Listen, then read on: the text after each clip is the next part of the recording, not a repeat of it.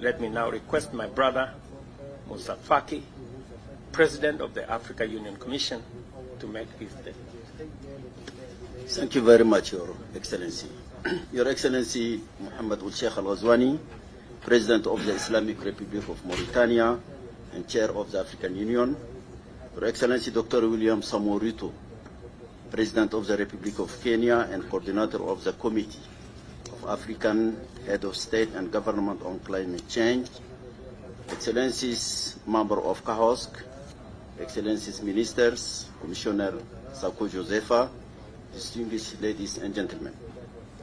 Let me begin by appreciating Your Excellencies for honoring the invitation to participate in this meeting of the highest organ of our Union on climate change.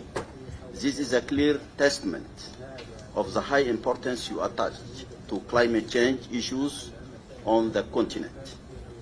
Excellencies, Africa has been warming faster than the global average due to the greenhouse emissions emanating from other continents. This year, once again, Africa has experienced devastating floods in Central, East, North, and West Africa, while Southern Africa has been hit by severe drought. This cycle of natural disasters will more likely increase. What is clear is that climate change has sucked the momentum out of economic growth for the affected member states. In fact, studies indicate that many African nations are losing up to 5% of GDP due to climate change impacts. The harm is growing deep and huge. Excellencies, from Cairo to Cape Town, from Dakar to Dar es Salaam, year on year, we continue to record increasing climate-induced disasters. Some of our member states have declared a state of emergency on either drought, flood, or famine. Yet, the pledge of $792 million to the Loss and Damage Fund at the 28th Conference of the Parties in Dubai are like a drop in the ocean compared to the magnitude of the resources required to address loss and damage annually in Africa alone. Coupled with this alarming situation, Africa's debt burden continues to climb as most of the resources that would have been used for other developmental projects are diverted to address the ever-increasing impacts of climate change. The rules for climate financing are unfair. They are wrong. They must change as they must consider Africa's unique circumstances, as it is morally unacceptable that African countries are finding themselves on climate overseas development assistance, loan debt despite not carrying any historical responsibility for the climate crisis. Excellencies, to contribute towards the solutions to climate change and related potential innovative financing mechanisms, the African Union Commission convened the first Africa Carbon Markets Conference in July 2024 at the AU headquarters in Addis Ababa.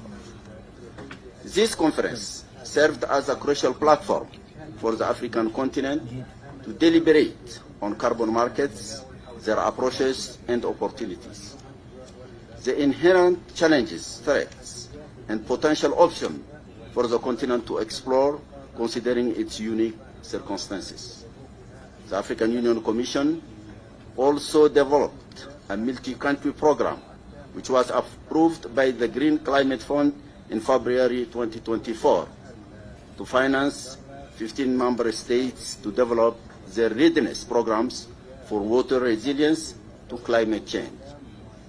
Furthermore, the African Union Commission continues to strengthen capacity for member states to build resilience toward climate change through development of policies for disaster risk reduction, implementation of the urban Resilience Program, and the Green Recovery Action Plan. Much has been done, but much more work remains ahead of us.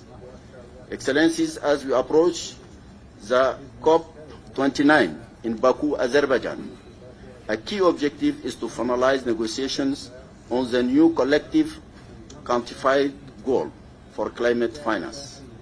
Building upon the previously pledge of 100 billion, it is imperative that African leaders present a united front at COP29 to advocate for a more ambitious climate finance commitment for developing countries. Any failure in speaking by one voice in this forum will deprive Africa from gaining significant results. The duty of the African leadership is to make sure that this failure is avoided. This is crucial to restoring trust in the international climate finance architecture and ensuring that Africa receives the necessary resources to address the devastating impacts of climate change. Another crucial expected outcome of COP29 is the finalization of Article 6 of the Paris Agreement, which will establish clear rules for international carbon markets. Speaking with one voice and strong as Africa will be crucial in this rule-making global forum. Excellencies, as I conclude, I would like to assure you that the African Union Commission remains committed to support our member states to deliver on their ambitious plans to build resilience for our people to climate change. The new leadership, which will be elected during our summit in next February 2025, will find a very well-paved way to deliver and perform in this challenging space. I wish you fruitful deliberation. Thank you, Mr. President. Thank you very much. Ladies and gentlemen,